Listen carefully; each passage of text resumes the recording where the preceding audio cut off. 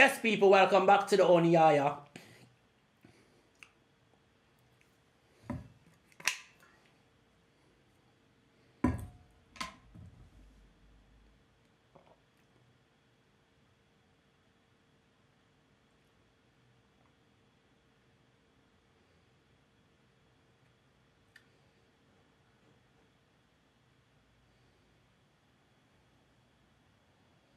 Yes, people, welcome back to the Oniaya. And on today's episode, we're talking about Manchester United midfield dilemma. Now, Manchester United have been looking into three midfielders that they really want on their target. One more, we go.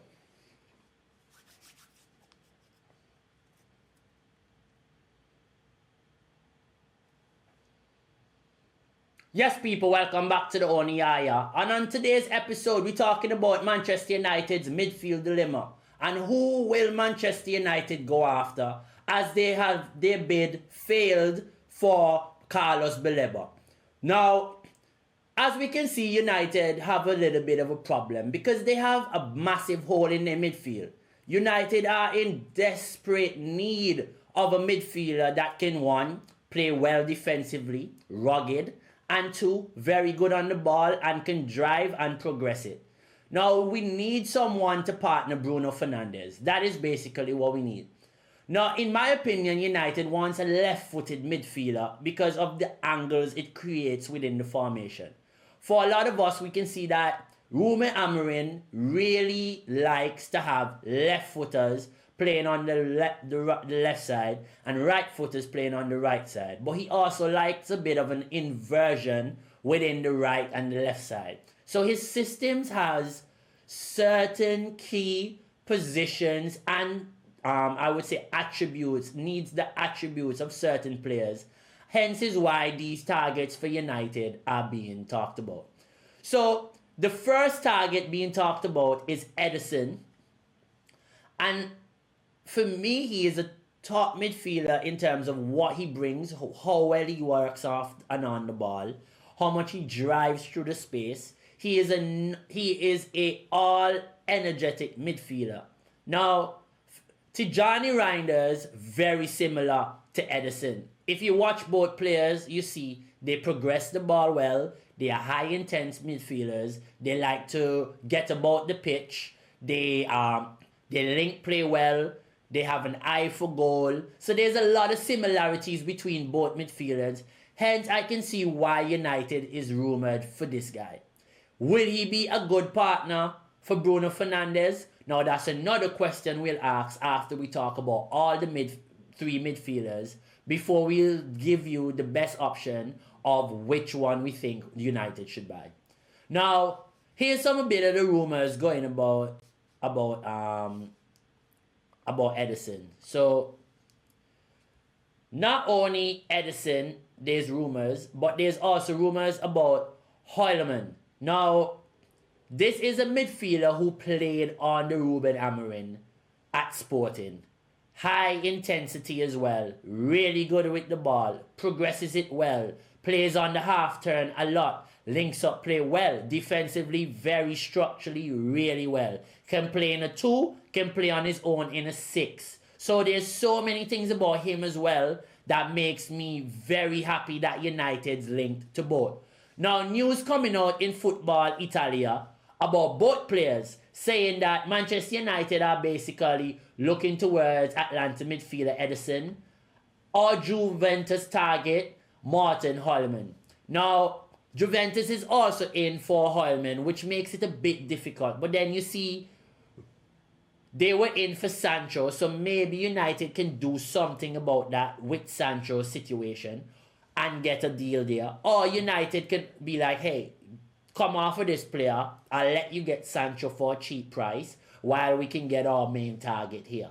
So there's so many reasons and ways to go about this with Juventus. But also Sancho is being linked to Roma, so you can't really, and Roma's putting up money, so you can't really say, well, Roma, we haven't really had any money for this player. Chelsea even paid us $5 million to send his ass back.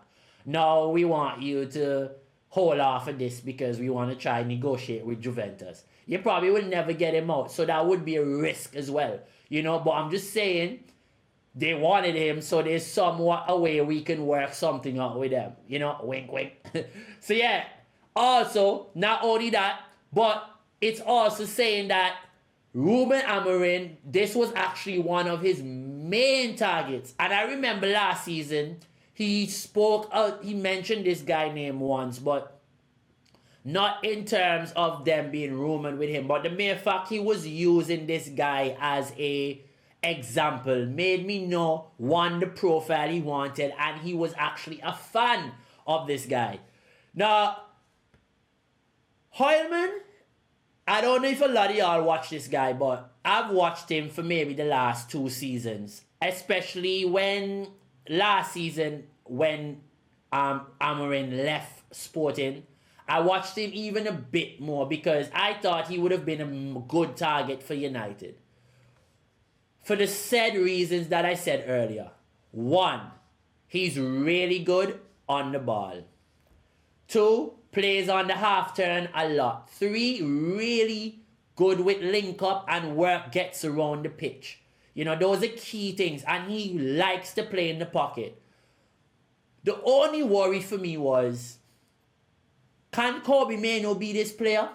Can United give Mainoo a little bit of chance to develop into this midfielder? But then he's also a young player at 20. So you have to also give him the chance to develop as a player. Now, either of these players would definitely be a cheaper option. Either of them would definitely be a cheaper option than Baleba. But then does United also go in and get these players when they want to get the actual target next season? Or does this mean them bringing in one of these guys? Is one of these guys the heir to Bruno Fernandes? Or does that mean Kobbie Mainoo has to move on? Or does this mean that we're just stacking up the midfield and we're just getting more options because eventually Amorim wants to keep rotating his midfield? Now, in this system, it's very important that you have players, right? That is like, you have to have a lot of midfielders in this system. Why I say that? Because how much ground these guys cover and how much yards they cover, especially in the Premier League. It's easy in the Portuguese league to consistently get about the pitch and cover these yardage. But when it comes to the Premier League, I don't think everybody is Bruno Fernandes. As you can see, he's probably the only midfielder in the world that, other than Jude Bellingham and Declan Rice, that you see play that amount of games consistently and play 90 minutes every game. Those 3 guys are probably 3 of the highest minutes played players throughout the whole of Europe in terms of in the midfield as well. So that means their bodies, how much yards they cover, so much for these guys. I just think that the system needs a lot of midfielders to function. I don't think the way United play with how much ground they have to cover, that it's just beneficial for you to have 2 or not 2, but obviously you won't have 2, but at least just 4 midfielders. Because with 1 injury, you're down to 3. I feel like at least you need 5 to 6 high-level midfielders for that position. 1, they can compete. 1, you can deal with injury. Also, you can deal with injuries if it happens. Now, there's another midfielder being rumored, right? And this is the youngster from Crystal Palace. We all know him, but he's so wanted as a midfielder right now that not only United wants him, but also Real Madrid wants him. But we're talking about United, but I just need to bring you a bit of this. So, Real Madrid is after the same target as Manchester United, which for me is a worry. Okay? Now, this story is coming out of Yahoo Sport, and they're basically saying that Real Madrid wants Adam Wharton, and Crystal Palace may face a massive issue with them keeping their best players this window. Now, as you can see, Eze is already being linked to Tottenham. You see Guy being linked to Liverpool, and now Adam Wharton being linked with arguably the 2 biggest clubs in the world in terms of branding. not on the football field. Because Real Madrid nor Manchester United are two of the best teams in the world right now. At the moment, it's PSG and Man City. For me, the best two teams in the world. I might be delusional. Yeah, Liverpool won the Prem, but still in my eyes, PSG and Man City are the best two teams in the world. No doubt. But yeah, Adam Wharton being linked to Real Madrid because Xavi Alonso is a massive fan. So we here talking about it, saying that Real Madrid have zeroed in on Wharton as a long-term architect for the midfield. They talk about new boss Xavi Alonso himself, a midfield maestro, also likes the guy, as I just said. And I can see why. Like, there's no doubt I can see why a lot of teams want Wharton. The kid is a left-footed general. Now, let me just put this out here. People that play football know this. Left-footers are unique, bro. Left-footers are some of the most beautiful footballers, if not the most beautiful footballers to watch. When you watch a left-footer touch the football, technically, it's a scary look. So watching this guy play football, him calm on the ball, he can pass the ball well, he plays on the half turn, he's not as mobile as the others. He doesn't get around the pitch as much as the others. But he's also 21 years old. So I don't feel like that can be trained. Just like you see Amarin working hard to try to get Menu to play faster, to shut down players faster, to push his body a bit more. He still is a young player. We might know their name, and we might be like, oh, these guys are experienced. But in terms of their development, how much their body can develop more, how much you can help them grow into men more. Bro, there's so much you can do for these guys still at the age of 21 that we have no idea actually what players like him, players like Menu, players like even Lenny Yoro, Rico Lewis, Bob, just naming a lot of young players, Sesko, all these guys are still young players. You know, Miles, Lewis, Skelly, you know, all these young top talents. They haven't even grown into their men's body yet. So there's so many things about this that I can see that make sense. Now my worry is, if we get Wharton, it kind of means that we don't get Baleba. And I rather wait a year for Baleba than have to get Wharton. Baleba can do what Wharton does and more. And here what? You can teach Baleba to pass the ball. Right? But you're not guaranteed you can get him to be more athletic. That's the thing. You can try to develop athleticism. You can probably get him to move around the pitch a lot faster. But for me, Wharton is more of a Matic. Baleba is like a Pogba with a Kante engine. It's scary, bro. Baleba. So, Wharton is top. Don't get me wrong. And I think he will be a high-level midfielder because Nemanja Matic was one of the best midfielders in England at that period he had at Chelsea. And even at United, he wasn't that bad. Like, people might make it sound like Matic was one of the worst. Matic was not that bad. You know, if the younger Matic was next to a Paul Pogba in that era, then let's not forget, like, these guys won Europa League and other cups. Like, they did well. You know, it's just the media will make you believe that every achievement United has is not a big achievement. But then every other club gets that achievement is a big achievement. You know, if Arsenal won a FA Cup and came third, or a Carabao Cup and came third, bro, the media will talk about Arteta like he was Pep Guardiola, Ancelotti, Zidane, Ferguson and Arsene Wenger in one and call him Mikelito Artetarito. I'm telling you, they would name him Sir Mikel Arteta right now for that. But then you have United managers that do things like that, and they are the worst managers in the history of football. Let us not forget again, Ole Gunnar Solskjaer came second and third in the Premier League consecutively, right? after taking up United from a bad position, right? Came in, nearly got into the top 4, right? Came second, came third. And people looked at this man and said, oh, what are you doing? Went to a Europa League final. And people said, boy, you don't know what you're doing. You're a school teacher.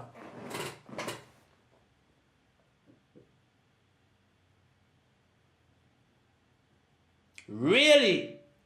You are a PE teacher for doing that. But now other managers do that. All of a sudden now, oh, getting into the top 4. Oh, doing this is a big thing. But this man did it 2 times and it's not all of a sudden, it's not a big thing. It's a delusional way of thinking. And this is the problem. And this is why I just think, this is why also players like Wharton, as much as they have as much quality, they should stay where they are, because United really do not need Wharton. They need a midfielder that can do a lot more than Wharton. So that is why I would say, for me personally, I would take him out of my options of him being one of the guys that I would want in the team. So my best option already, I've took out Wharton. The only reason why I have a problem with the Wharton is, one, if we get him, that is the midfielder, the left footer we want, so we won't get Baleba. And I just think waiting for Baleba for 1 year is worth it over getting Wharton. I don't care when nobody say we need a midfielder now. The kind of money that he would be rumored for, I just don't think Manchester United need to go put themselves in a position where they're going to spend all that money for a midfielder that they probably already have with a right foot called Menu.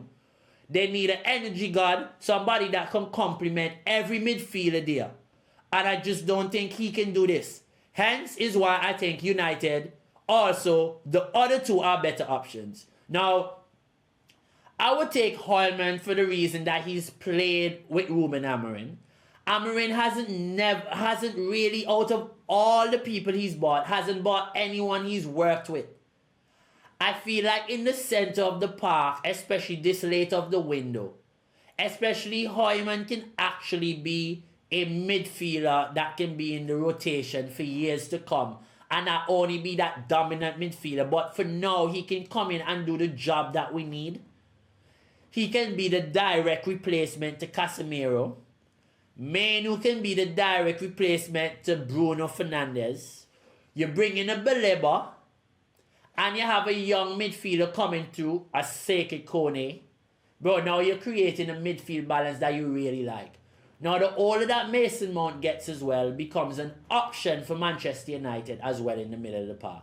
So there's so many other things that can happen and so many alternatives that are possible that we don't have to just go after the expensive buy like Wharton. But we can also go after the guy like Hjulmund, who one also would be cheap than him.